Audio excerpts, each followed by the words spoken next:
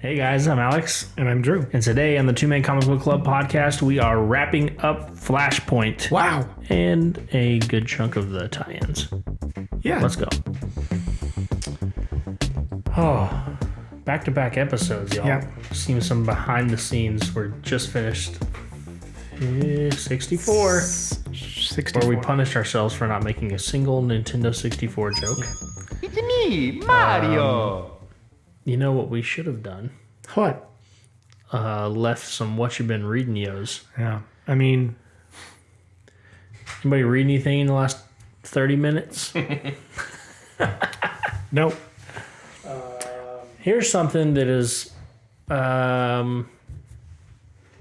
we can, if I were to go down some weird rabbit hole, I could tie this to comic books.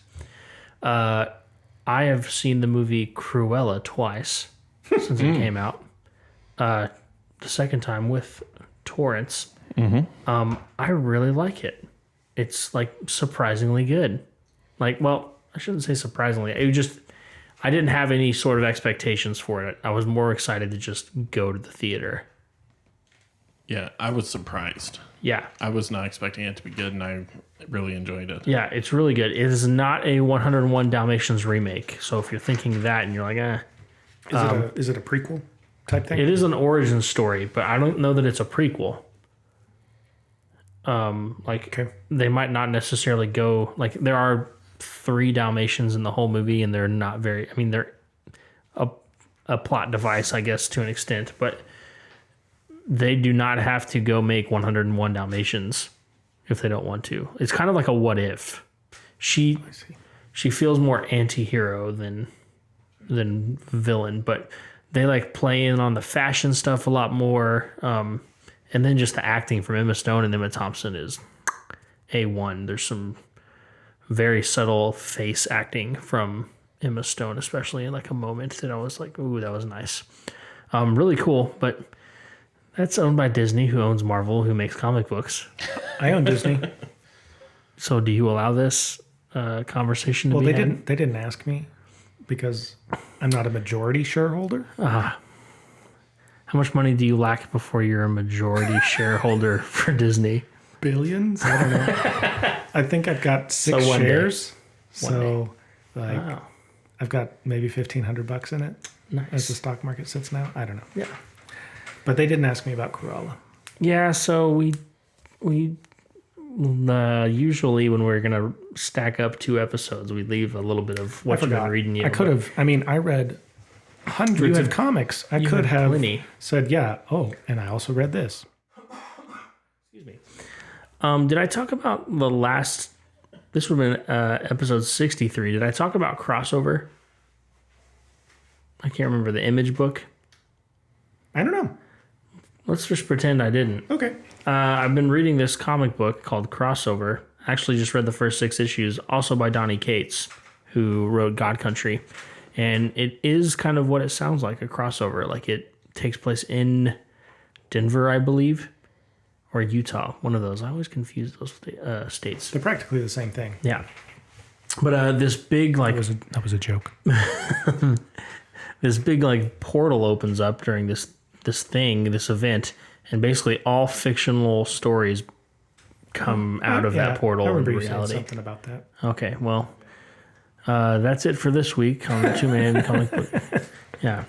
We really, what we're here for, and probably what you're here for if you click play on the 3rd edition of a Flashpoint series, is to get the rest of the story. So Yep. I think it's pretty safe to jump in and wrap this bad boy up. Yep. I was trying to think. Put some sauce on it. I do have a question. Yeah. Have you heard any scuttlebutt about the DC Universe TV shows happening on HBO? Like, has there been any development there? Because I'm out of the loop now. Yeah, I think they are starting production or So in they're pre-production they're still going. of Naomi specifically. Oh, is that going to be HBO? I thought that was going to be Arrowverse, CW. I don't know. I thought it was going to be HBO. Okay. But I don't know for sure. That's a good But I question. meant like Titans, Doom Patrol. Yeah, I think they're still doing that. I mean, I imagine especially because COVID is starting to wane. Yeah, it's tough to know, like, is the fact that I haven't seen a new episode of X show because it's canceled or because it's just on a really long hiatus? Right. I've heard whispers also, and now who knows. So one of the big things that's happened in the news, just media in general, is Warner acquired Discovery and is apparently making another streaming service, though I don't know if they're going to I hope they don't blow up HBO Max. Like, that's just now getting going. But apparently they're going to make some super streaming service, and there's a rumor that the Snyderverse will be rebooted into, not, I guess you wouldn't say rebooted, but continued in that thing. But Interesting. who knows? That could all be speculation. I'm sure the FCC has to approve a deal of an acquisition of that level before they can even start making anything creative. The only reason I even knew about any of that Warner Discovery stuff is because I've been eyeballing AT&T stock because it's a pretty nice dividend stock. Yeah. And people were like, "What does the Warner merger mean for that?" So I just not financial advice. I just stayed away from it. Well, I didn't even say if I was going to buy it. Yeah. But yes, this is covering not our financial advice. We are not. You really don't want to take financial advice from us. Ask me how much I made from my Drew Morris music last year. Don't ask. Or how much this podcast makes us. Yeah. Okay. Yeah. That was an exciting version or session of what you've been reading. You know, Been reading the stocks. I've been reading the ticker. Stocks. The ticker. Yeah. All right. So Or are we jumping in? are we ready to jump in? Yeah. Okay. I already have my question for you at the end of this, so I'm real excited. We're really ready. I don't even have a question. All right. So if you listened last time, you know I'm kind of reading off notes. We have 2 more Flashpoint books to cover, but there are like 60 or 70 tie-in books that are part of it that all either contribute significantly or peripherally to the story. So I'm going to give brief overviews of the ones that are brief and more in-depth ones about the ones that are important, in my opinion. So we left off with the Frankenstein stories last time. I didn't say much about them. They're just fun. Go read them. So the next one according to the timeline of the DC Universe Infinite app, was Outsider number 3. And basically the important thing about this whole story was that in the beginning, Outsider is basically a thug. Of number 1. He is pulling all the strings behind, like with weapons and, you know, playing the money game and manipulating people behind the scenes. It's like if you picture like just a financial enemy, like a financial bad guy, it's basically him. And he's not afraid to get himself dirty. Oh, like during one of the last issues, you know, we've talked about the Terrifics in the past. Mm-hmm. He cut one of them in half with a giant sword, or one of his weird statue monsters, cut one of them in half with a sword, and he decapitated the other. So he's not a nice guy, but he's powerful, and that's why Cyborg wanted him to help to put it into it. And initially he said no.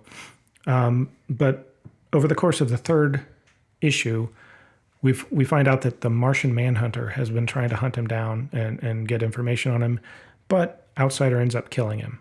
So he kills John Jones, which was a bummer. But then after that's over, he decides, you know, maybe it is time, and he agrees to help Cyborg. And we're not really going to see him actually factor into any of the next part, but it happened. The next thing, I didn't even know what it was about, but we have a 3-issue arc called World of Flashpoint about a young spellcaster named Tracy 13. At least that's what they called her in the thing. I'm not sure what her deal is, but basically she's a magician. And whenever the Europe got flooded, a bunch of people like teamed together and basically sought refuge beneath a mountain, and they're just there. They're stuck there. But she can zip in and out because she can teleport. But over the course of this, we find out that the people that are there are part of this organization called Hive, which I was trying to think if I've heard of anything of them before, or if it's just the fact that it kind of makes me think of Hydra. Very similar, it turns out, because these people are kind of like controlling interests from around the world. It's like the dark UN. Because they have a satellite in orbit that has targeted New Themyscira and the current Atlantean outpost, and they're basically just going to wipe it from the face of the earth, and millions upon millions of other people along with it. And they're okay with it. And Tracy finds out about it, and she gets angry, and she's trying to figure out a way to stop it. I'm going to go ahead and jump ahead to what happens at the end of it because it'll be easier than coming back to it later.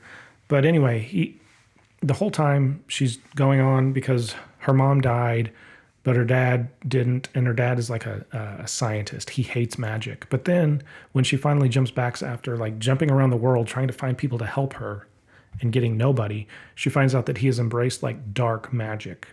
And he's like, it's like taking his soul. And finally she's just like, look, if you're not going to stop, they fight, have a big sorcerer battle. And she's like, if you're not going to agree to stop this, then I am going to just go down there to New Themyscira and you're going to have to kill me too. And finally he like comes to his senses and he jumps down there. He's like, well, yeah, no, we got to stop. And they have a heart to heart, whatever. And he's unable to like jump back in and stop the thing. So he basically, his only resort is to use his magic to fly up and explode, basically destroying the satellite. And he does that and he's dead. But she apparently has just enough magic left that she can zap up there, catch him, bring him back down. And now she's just a normal human. She's used up all of her magic and saved him. But this ulterior plot to take these guys out with massive, massive collateral damage has been going on the whole time. And it was an interesting story because Tracy 13, as she's jumping around, she meets some really cool people. Just to see another part of the DC universe, if that interests you. Okay. It does. Now, we go to, this was a big one. Hal Jordan, if you remember from before, he's supposed to be Green Lantern. But in this timeline, this universe, Abin Sur didn't die when he came to Earth. So his ring didn't go and find Hal Jordan. So Hal Jordan has just been a pilot. But he still wants to do his part. And, like we had mentioned earlier, the president has said the humans have to take the lead. So there's a protective shield around New Themyscira. So they send in a squadron of fighters, and he has a nuke, which the nuke is entitled the Green Arrow because it never misses his mark. And it's from Green Arrow Industries.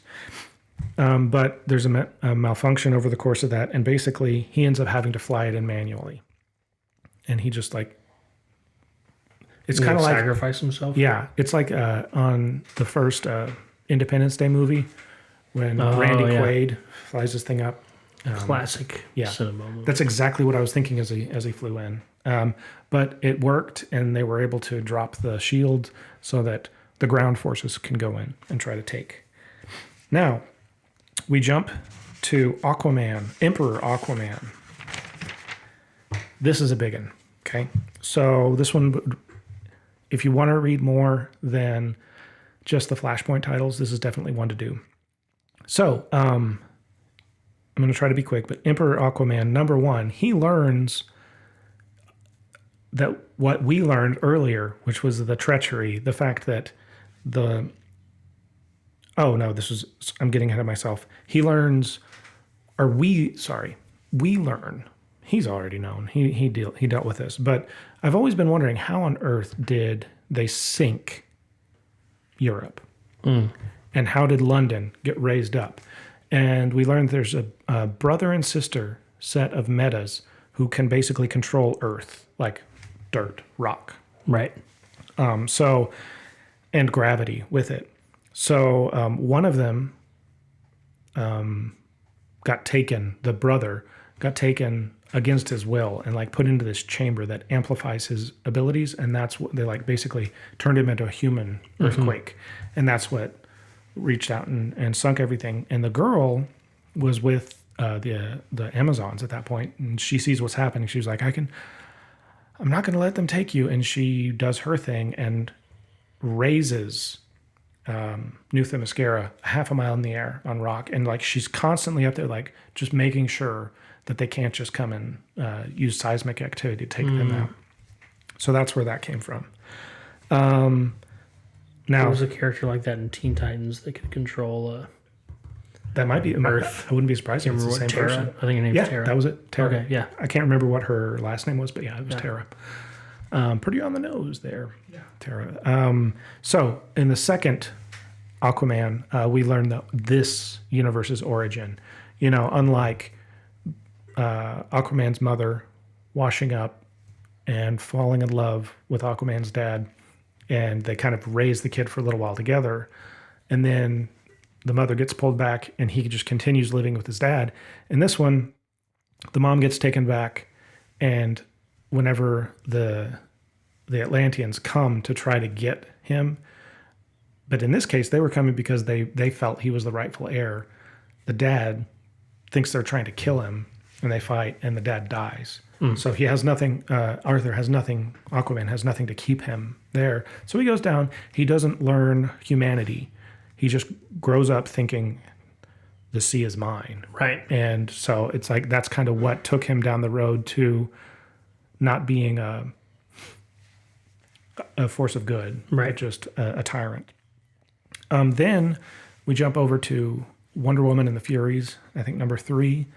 And that is the one where we find out that, or Diana, Wonder Woman, finds out what we knew all along, which was that whenever Arthur and Diana were set to get married, and seemingly an Atlantean killed Wonder Woman's mother, it was actually Wonder Woman's aunt who didn't want this whole thing to happen. Right. And Diana finds out about it. She confronts her, and then in Aquaman, Emperor Aquaman 3, Wonder Woman goes to try to tell him, like, look, this is what happened. Like all big misunderstanding kind of thing. Yeah, we've been rused. And basically, it seems for a second that it's going to work out and they're going to stop.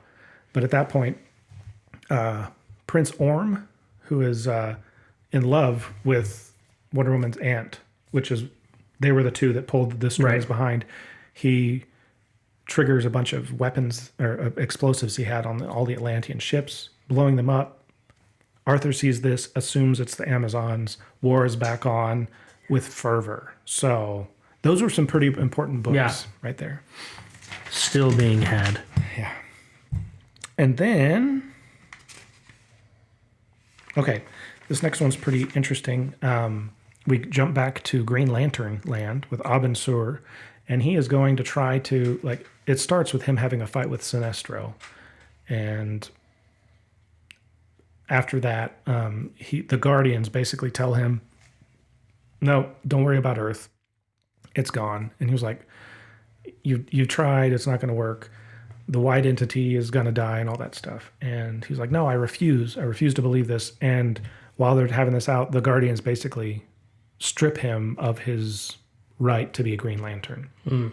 But apparently the ring still has power. So it's just like, as long as the ring has power, he can use it. So he takes the last like 15% of energy left to go to Earth. And he starts trying to stop everything from collapsing. And whenever he flies into the Earth because the seismic stuff's happening again, and he uses all his energy to try to stop it, but that's whenever the ring zips off. Now, I'm kind of curious. Timeline-wise, this could all be happening at the same time that Hal Jordan is nuking. So I'm thinking it could go find him right before he dies, maybe? Right. We don't know. But basically, Abin Sur dies. He goes into the afterlife where he's talking to his sister and everything. But as they're there, the white entity, I think it's the white entity, somebody in white shows up and basically is like, we're not done with you.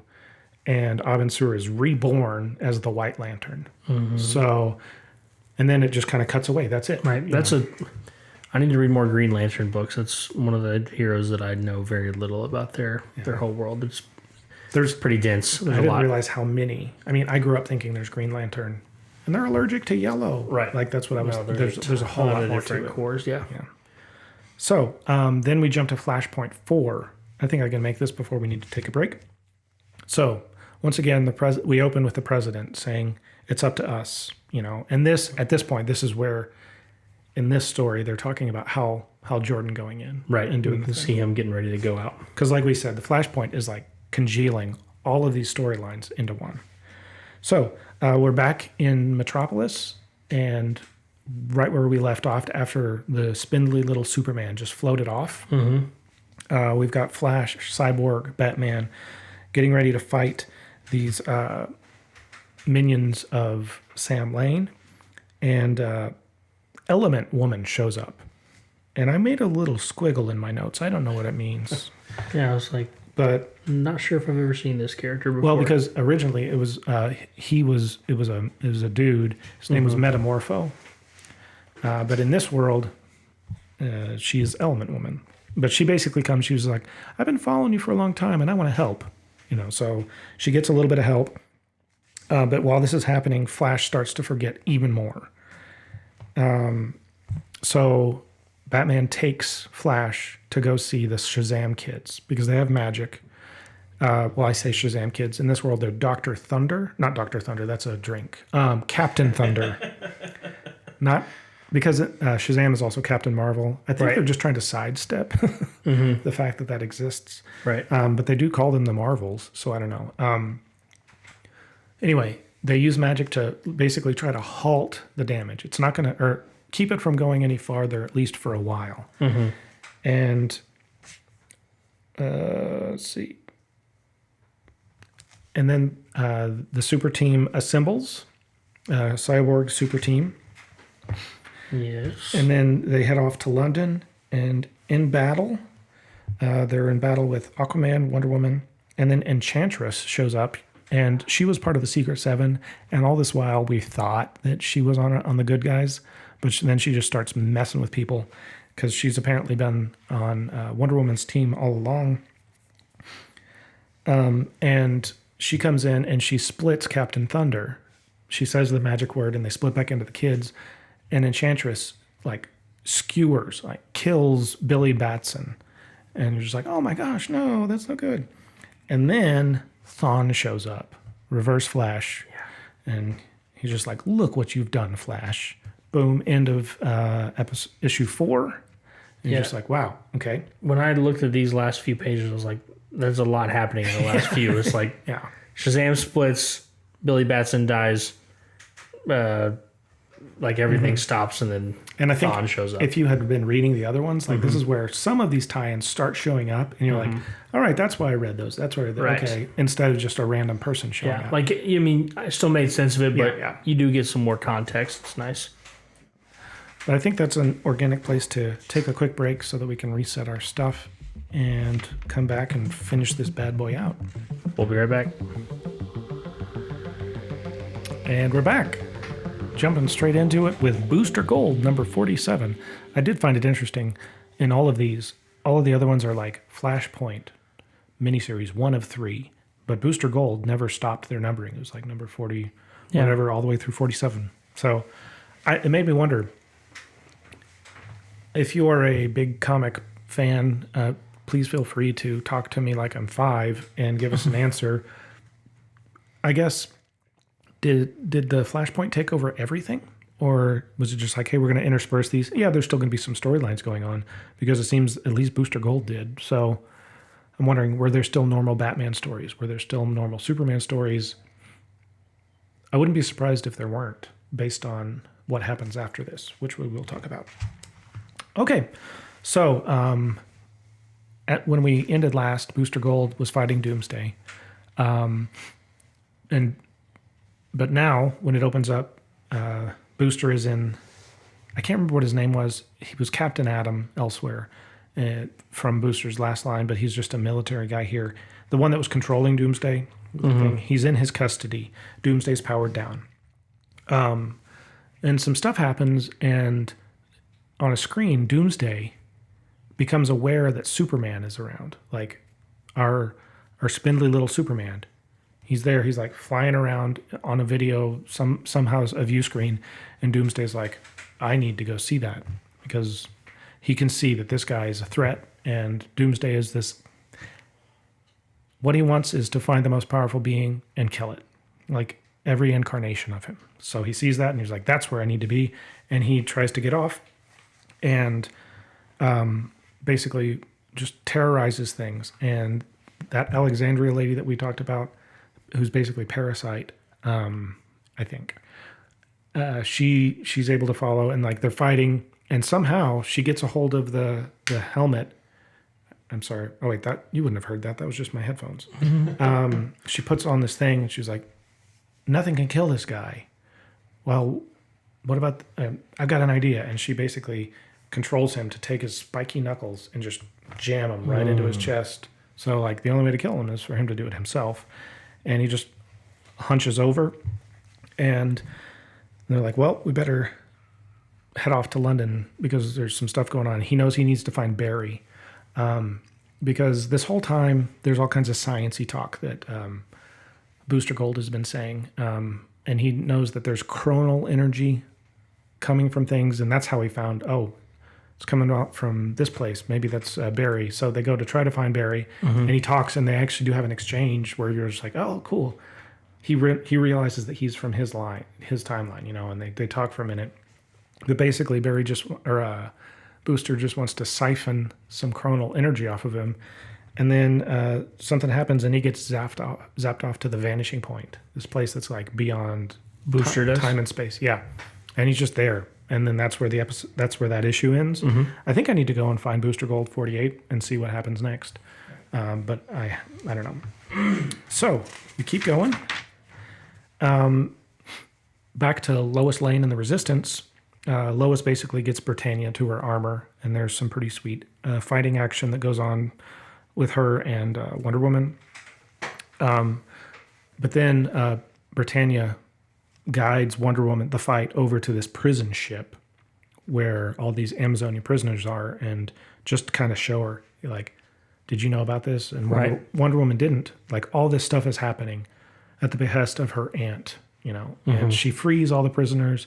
And like, this is where you start saying, man, maybe, Wonder Woman might have been trying to be the good guy in all of this. Right. And this is all taking place before the war or afterwards? This is like, I don't know. See, that's where it's confusing, because we have like, I mean, they hop around sometimes. Like, it's not necessarily just I feel like forward march for time. The big final battle isn't quite happening yet. Okay.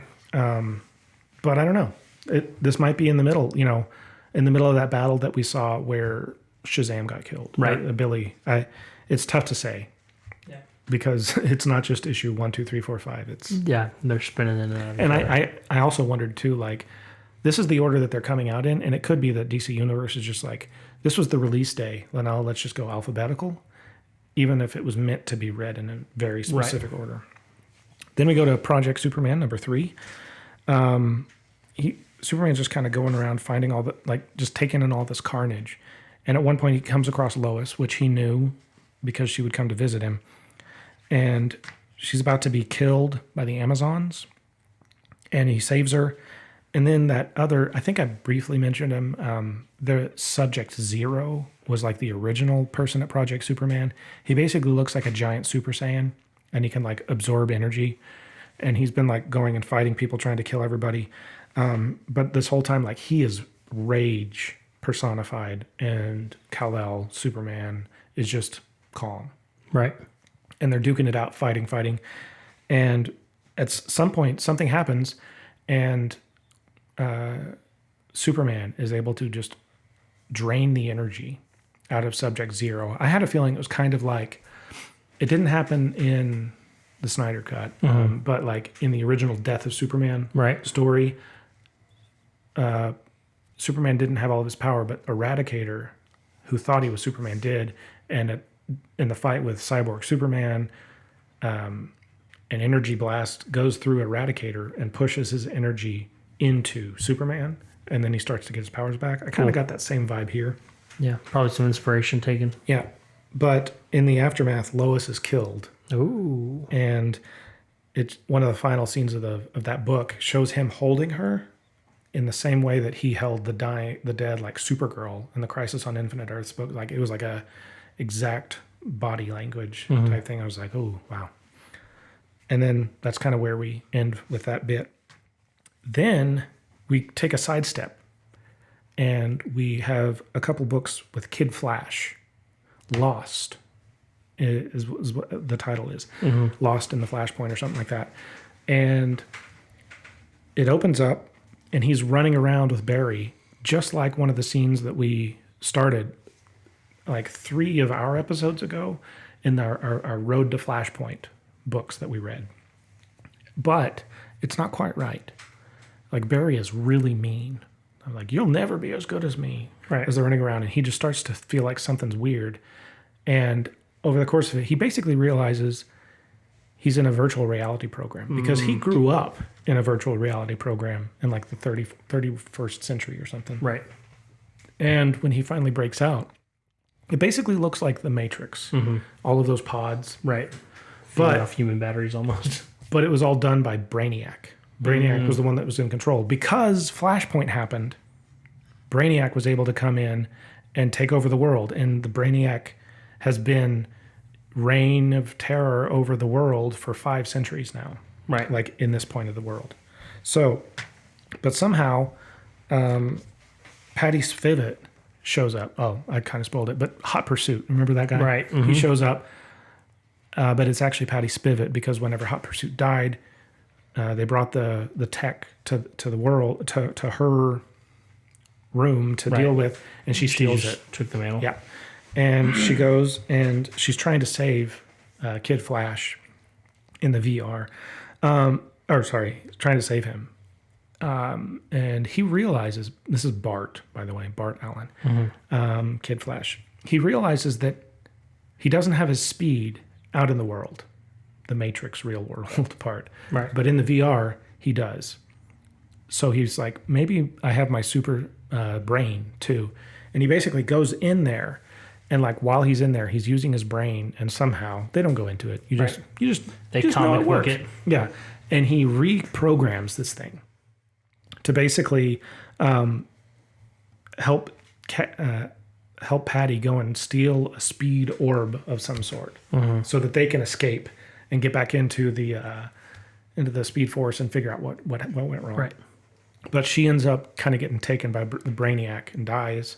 But she like tosses the orb to him. He takes it. He gets his Speed Force, and he goes off to try to rectify Right. everything. You're gonna fix the timeline. Yeah, and I guess it's the Speed Force or whatever, like sends him on a path through like all of the speedsters that Barry has influenced or that his Speed Force has reached back to or he is connected to.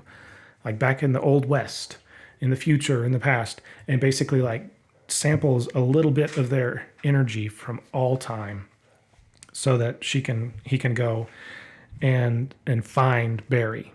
So he finally tracks him down. Like, I can't remember exactly where it was that he tracked him, but he found him in the Speed Force and like passed the energy onto him. And along the way, I don't know, or actually this could have been the white entity, because Kid Flash, after he passes on the energy, he kind of turns into the white Flash. Ah, okay. He's like, you're going to need more than what you have. And then he like evaporates, and that's just kind of how it ends. But it was just like, all right, this little side thing. That Right. There's some fallout for after Flashpoint of Probably, here's yeah. somewhere to go. So, and that was that. And now we're back into Flashpoint 5. The final issue. The final issue.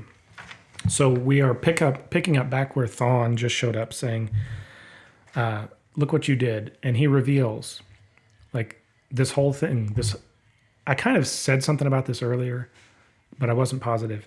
Thawne reveals that it was actually Barry's fault all along, because he learned the day that he learned that it was Thawne that killed his mother. He goes back in time and stops Thawne. So all this time Barry has been going through during Flashpoint, he wanted to stop Thawne because he thought that it was him. You know, Thawne had somehow done something that messed all this up, but in actuality, it was him all along. It was Barry stopping Thawne. Right. Mess up the timeline. And within this, like that's whenever Thawne's like, this whole time I've hated you, but I couldn't touch you because you had to come first. If you didn't become Flash, I couldn't become your nemesis. Right. But while all this happened, I was outside of the Speed Force. So now I'm disconnected from you, and I can kill you, and it doesn't matter. But before he has a chance to do that, hold on. I like how he brags, like he's standing over Yeah. him, like definitely winning, and he's like, kind of finishes with, the legendary Flash cannot hurt Eobard Thawne. Yeah. Very definitive. You've lost. So apparently I didn't write the notes of the really important part, but somebody comes and kills Thawne right here. Do you see it? Yeah. Who is it? And It's Thomas Wayne. that's what, okay, Yeah. yeah.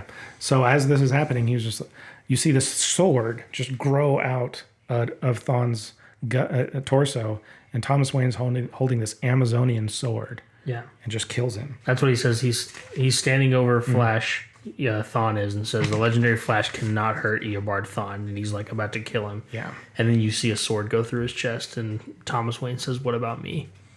And sticks that big Amazon sword Yeah. right through the Thawne, whatever Flash. Eobard Thawne. Reverse What's his Flash. reverse Professor Flash? Zoom. Professor Zoom logo. Goes by many names. So this is whenever I think they probably have a little chat, and Thomas is like, "You got to do it. This was all so that you could save Bruce." And so he knows that he has to go, and Barry runs off to try to get this going again, and like picturing his time traveling back in time, but he's attracted. He was attracted to his mother. Like the energy brought him to his mother. So he sits down and he talks with her and basically explains everything, like what happened, what brought him here. She's like, "Well, you have to do it. I don't belong here. This was not supposed to happen." He was like, "But I have to. The only way I can do this is with my cosmic treadmill, which is a real thing." But Got to get me one of those.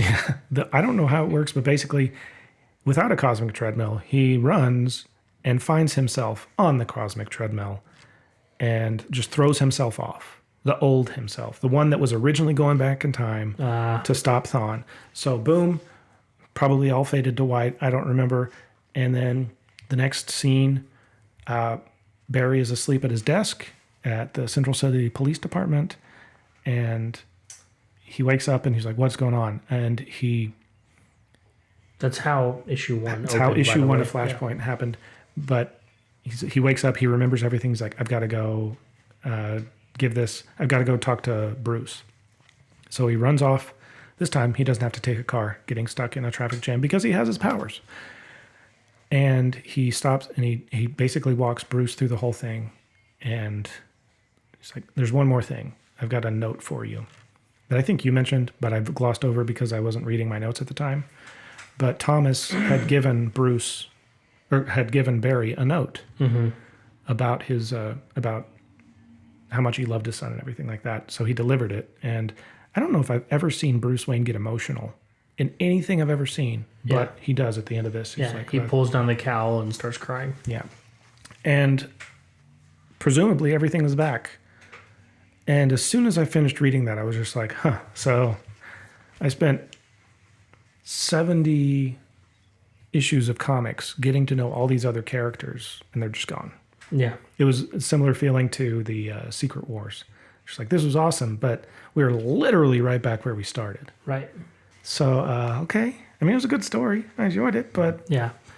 I suppose, you know that I know way more Marvel, but maybe there's a way that they can break open that jar again and play in that universe. well, I looked it up afterwards. This was the prelude to the New 52 reboot. Okay. So it was their way of saying, all right, we're bringing everything back. And boom, the next time that happened was New 52. So I think that this world might still exist within that. I honestly don't know.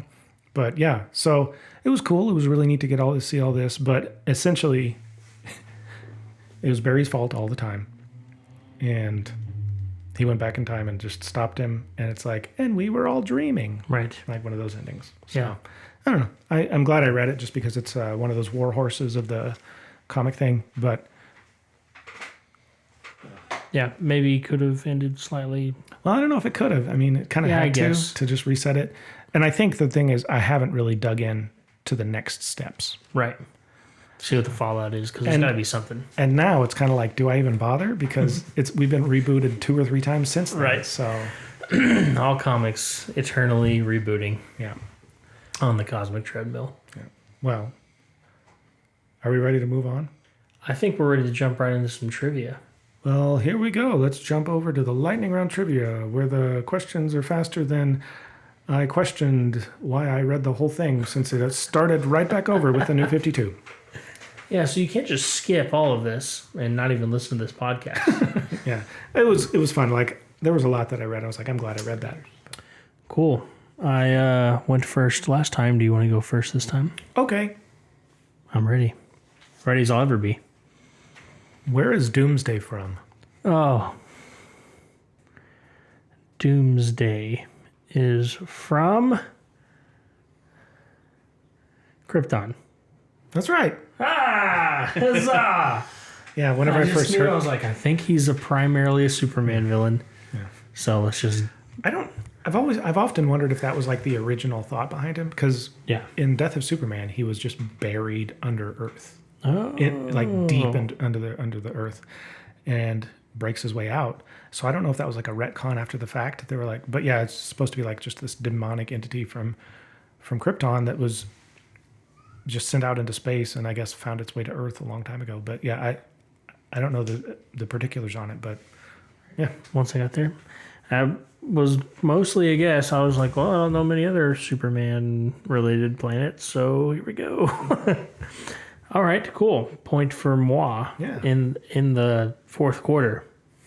You have a chance of getting this one. Also, by 2-man bylaws, I do have to give you a chance to win. Well, but I'm wondering if Torrance's question. That's would work right. For that. So maybe that'll be used that. Yeah. I'm trying to decide between these two. I think I'm going to pick this one. I don't know that I would have gotten this one, but it's very possible. This is a multiple choice. 4 possible answers. Which of these Bat villains was introduced first? Okay. The Penguin, the Riddler, Mr. Freeze, Catwoman.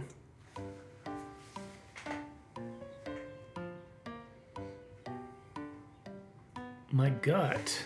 Mm-hmm. You said Penguin, Riddler, Freeze, Cat. Correct. My gut says the Penguin, and I don't know why. Mr. Freeze feels like it should be later. Catwoman feels like it could possibly be that just because Bat-Cat. It would be obvious. Batman, Catwoman.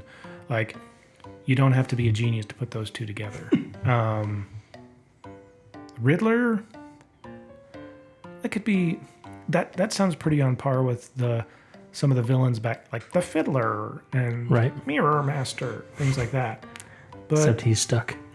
yeah, so I don't know. I'm probably wrong, but I'm going to say Penguin. Final answer? Yes. Incorrect. It Was it Catwoman? Mm-hmm. Yeah. Catwoman made her first appearance in Batman #1 in 1940. The Penguin was the next year in You said 41. Batman #1? Correct. Oh, but no, that wasn't the Action first. Comics #1. You mean Detective? Detective Comics, sorry. Okay. The Riddler came in 48 and Mr. Freeze in 59. Quite a bit later than all of them. Well, womp womp. If I get this question and you don't, then we tie. Yeah. I'm okay with that, considering we lost the records from before. Right. Yeah. All right. Torrance. Now, this question is going to be whoever, because I'm fairly certain both of you will get this correct. Oh, it's just So whoever says it a first. Flashpoint match. Yeah. Where's my cosmic treadmill? We know that there are I'm trying to multiple yell on the mic. Yeah, I'll back off. Yeah. multiple people that played the Flash. Uh-huh. played the Flash. I mean, who were the Flash. I'm not talking about actors. Okay. Okay. These are actual characters. Mm-hmm. Which one of them, I'll be ready to say it first. Which one of them had the catchphrase, "My name is Wally West. Wally West. I'm the fastest man alive."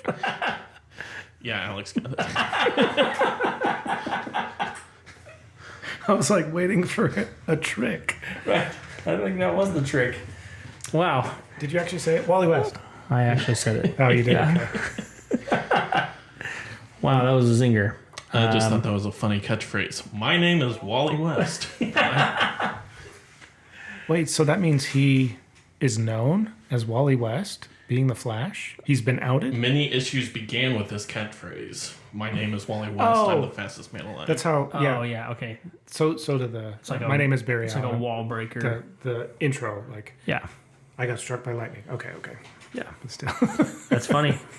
So you win this one, Thomas. Thon. Except he didn't win. Thomas won, I guess. Yeah. Well, so now we're done with Flashpoint. I think, I don't know if the next one will be this, but we talked about revisiting an assemblage of indie comics. Maybe that happens. There are some good ones. We'll do that. Probably a Marvel title soon as well. We got a couple. We recorded this episode and the previous one on the same day, so we've got a week or so to think about it. Mm-hmm. Yeah. If you have any thoughts, by the time you hear this, we will have already hopefully recorded. But regardless, if there's something you want to hear us cover, why don't you just reach out to us? Either shoot us a tweet at 2Man Comic Book with the number 2 on Twitter, or leave a comment on a YouTube video, 2Man Comic Book Club, or Instagram or Facebook, 2Man Comic Book Club, all of those with the number 2. Shoot us an email, 2mancomicbookclub@gmail.com. Or be the first person in a decade to look at our blog, 2mancomicbookclub.blogspot.com. I'm being facetious. Every once in a while, I think we got put onto some weird like spam thing because like 150 people in like Denmark went to like read our blog like 5 entries in a row. Wow. And then 0 the next one. So anyway. Denmark. Good times. It may have been Denmark. I don't know. What about your personal account? My personal account is Drew Morris Comp on Twitter, Drew Morris Composer, Instagram, Facebook. What about you? You can find me at Alex Wayne Miller. Wayne is Wayne, just like Bruce Wayne. And Thomas. And Thomas, his papa. I guess like Martha Wayne. I can really just kind of like Martha. Go down, just like Martha. Just like Joker. Just like Joker Wayne. Anywhere there's social media, that's where I'm at. What about you, Tori? You can find me on Twitter, and just Twitter. Gotta look real hard. There's a lot of people on there.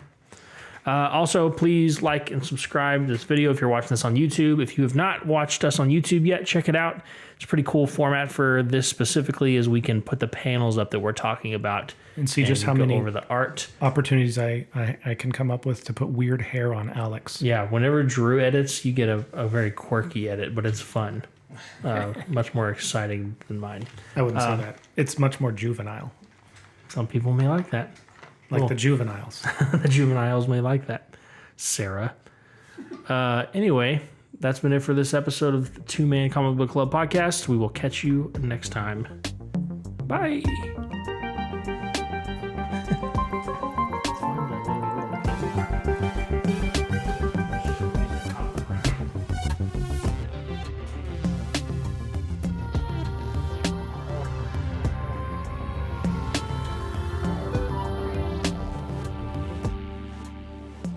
The 2Man Comic Book Club podcast is hosted by Alex Miller and Drew Morris. Our graphic and logo work is done by Tessa Price, and our original compositions and theme music were composed by Drew Morris.